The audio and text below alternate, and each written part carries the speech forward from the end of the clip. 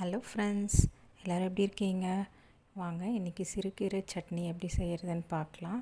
இது என் பசங்களுக்கு ரொம்பவே பிடிக்கும் ஃப்ரெண்ட்ஸ். களிக்கு, ரைஸ்க்கு எல்லாத்துக்குமே இது ரொம்ப அருமையாக இருக்கும். வாங்க எப்படி செய்கிறதுன்னு பார்க்கலாம். ஃபஸ்ட்டு கீரையை நல்லா கழுவிக்கோங்க. கழுவி அலசி எடுத்து தனியாக வச்சுக்கோங்க. ஒரு கடாயில் எண்ணெய் விட்டு எண்ணெய் காஞ்சதும் கடுகு, உளுத்தம்பருப்பு போட்டு பொரிய விட்டோடனே ஒரு வெங்காயம் சேர்த்து வதக்கிக்கலாம். நான் இன்றைக்கி ஒரு கட்டு சிறுகீரை தான் எடுத்திருக்கேன். ஸோ ஒரே ஒரு வெங்காயம் போட்டிருக்கேன். வெங்காயம் தக்காளி கம்மியாக போட்டுட்டு கீரை அதிகமாக போட்டோம்னா டேஸ்ட்டு ரொம்ப நல்லாயிருக்கும், உடம்புக்கும் ஹெல்த்தி. இப்போது கொஞ்சமாக பூண்டு, வெங்காயம் வதங்கும் போதே கொஞ்சமாக பூண்டு சேர்த்துக்கோங்க. நான் பூண்டு வந்து தோலோடு தான் சேர்த்துருக்கேன். ஏன்னா அரைக்கும்போது மிக்சிலேயே அது வந்து நல்லா அரைஞ்சிரும், தோல் உரிக்கணுன்ற அவசியம் இல்லை. அதுக்கப்புறமா தேவையான காஞ்ச மிளகாய். நான் இப்போ இந்த சட்னிக்கு 2 மிளகாய் தான் போட்டிருக்கேன். உங்களுக்கு எவ்வளோ காரம் வேணுமோ அவ்வளோ போட்டுக்கோங்க. இப்போ வெங்காயம் வதங்கிடுச்சு. வெங்காயம் வதங்கினப்போ தக்காளி சேர்த்துக்கலாம். தக்காளி நல்லா வதக்குங்க. தக்காளி சீக்கிரமாக வதக்கணுன்னா கொஞ்சம் உப்பு சேர்த்துக்கிட்டால் சீக்கிரமாக வதங்கிடும் ஃப்ரெண்ட்ஸ். இந்த டிஷ்ஷுக்கு தேவையான உப்பு நான் இப்போவே போட்டுவிட்றேன். அதுக்கப்புறம் கொஞ்சமாக கருவேப்பிலை சேர்த்து வதக்கிக்கோங்க. இந்த மாதிரி கீரை குழம்பு செஞ்சிங்கன்னா சாப்பிடாத பசங்க கூட கண்டிப்பாக விரும்பி சாப்பிடுவாங்க. சட்னி மாதிரியே ரொம்ப சூப்பராக இருக்கும். நம்ம லஞ்ச் பாக்ஸுக்கும் கொடுத்து அனுப்பலாம் ஃப்ரெண்ட்ஸ். கெட்டு போகாது, ரொம்பவே நல்லாயிருக்கும். நல்லா பச்சைன்னு கீரை குழம்பு பார்க்கவே ரொம்ப கலர்ஃபுல்லாக ரொம்ப நல்லாயிருக்கும் ஃப்ரெண்ட்ஸ். நீங்களும் ட்ரை பண்ணி பாருங்கள். இப்போ தக்காளி நல்லா வதங்கிடுச்சு. இப்போ கீரையை போட்டுக்கலாம். இப்போ கீரையை நல்லா வதக்கிக்கோங்க. இந்த சூட்லேயே வந்து நல்லா வதக்கிட்டு ஒரு நிமிஷம் வதக்கினா போதும். அதுக்கப்புறமா கொஞ்சமாக தண்ணி விட்டு வேக வைக்க போகிறேன்.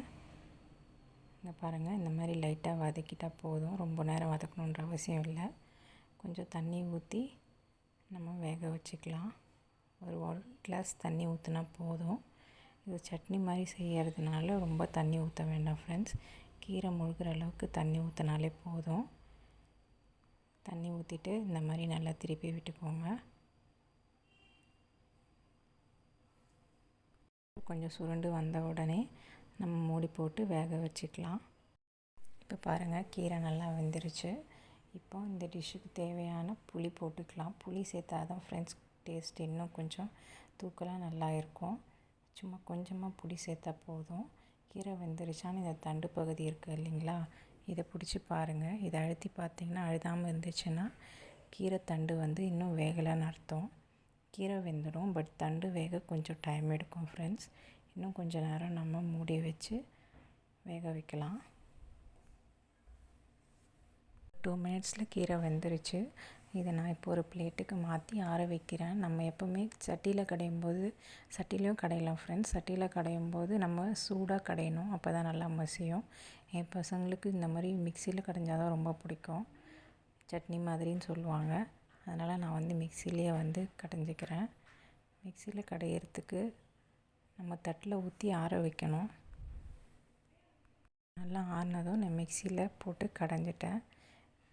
சும்மா ஒரு 2 பல்ஸ் கொடுத்தீங்கனாலே போதும், சட்னி மாதிரி அரைஞ்சிரும். நம்ம சூடான சாதத்துக்கு இந்த கீரை குழம்பு போட்டு சாப்பிட்டிங்கன்னா அவ்வளோ சூப்பராக இருக்கும் ஃப்ரெண்ட்ஸ். நீங்களும் ட்ரை பண்ணி பாருங்கள். இந்த டிஷ் உங்களுக்கு பிடிச்சிருந்தால் லைக் பண்ணுங்கள், ஷேர் பண்ணுங்கள், சப்ஸ்கிரைப் பண்ணுங்கள். தேங்க்ஸ் ஃபார் வாட்சிங்.